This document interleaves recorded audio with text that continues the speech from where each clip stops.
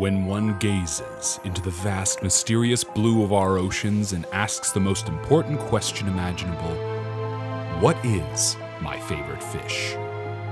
There can be only one answer.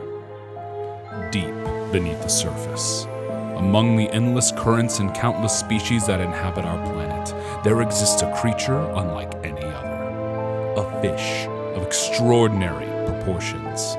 A creature whose sheer mass commands the waters around it. A mind so remarkably cunning, an appetite so formidable that even the ocean's most fearsome predators might hesitate to challenge it. And yet, perhaps his most remarkable feature of all is his absolute thickness.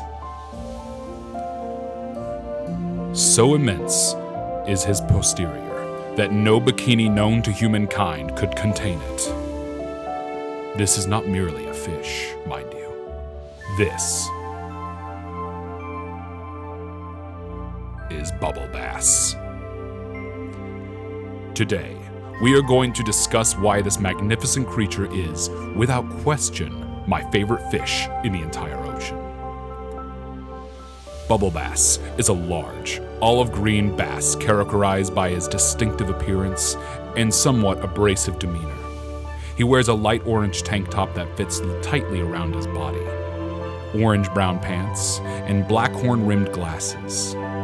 His lips and most of his body are olive green, while his stomach is a lighter shade of green. Bubble bass has a slight lisp and is known for his noticeable deep breathing, and has also got hair around his belly button and a few other hairs on his chin. But to truly understand bubble bass, one must look beyond his considerable physical presence and examine the mind within. Bubble bass is, by nature, an unmannerly, arrogant, and frequently antagonistic individual. He has repeatedly demonstrated a willingness to deceive others and his own amusement or benefit. Most famously, he once falsely claimed that SpongeBob had forgotten the pickles on his Krabby Patty, not because the pickles were actually missing, but because he intended to undermine SpongeBob's confidence and obtain a free meal in the process. His disregard for others extends far beyond the walls of Krusty Krab. On another occasion, Bubble Bass promised SpongeBob and Patrick free lunches in exchange for helping him pack his belongings. However, the promise was entirely insincere. After allowing the two to perform work for him, he proceeds to eat the lunches he had ordered for them directly in front of them. It was an extraordinary display of selfishness, and frankly, an impressive commitment to being unpleasant. But perhaps the most extraordinary evidence of Bubble Bass's influence cannot be found in Bikini Bottom, but in the real ocean. You see, there is something scientists have overlooked for centuries, something hidden in plain sight, something so obvious that humanity somehow failed to recognize it.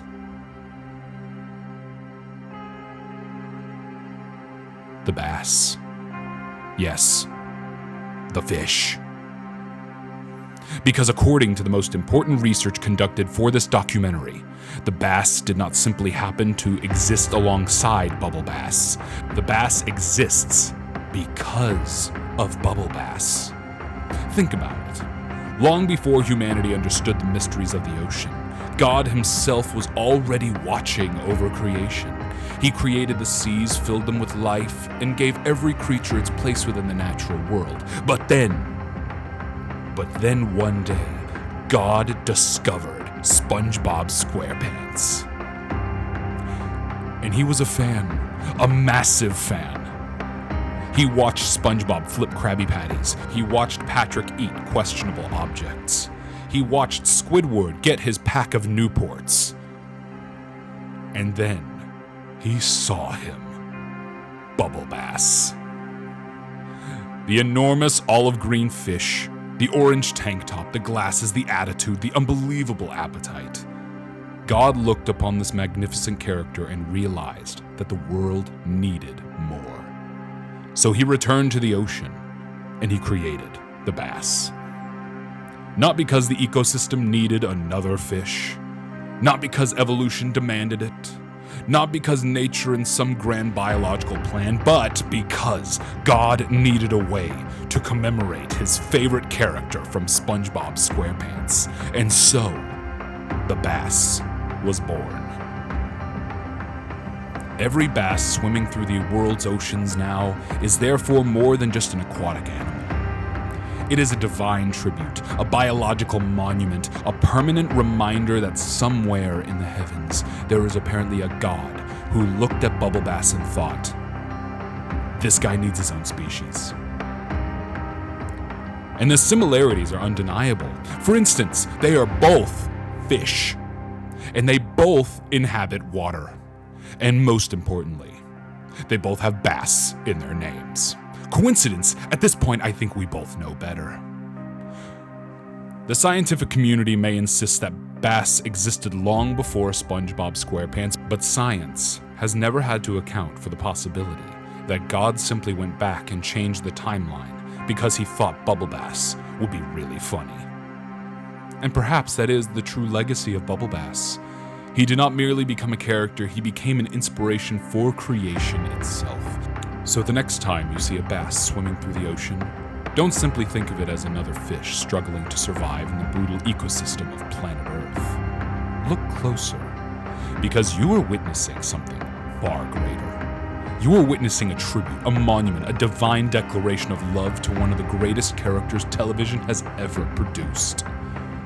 Bubble Bass may be fictional, but the bass is real.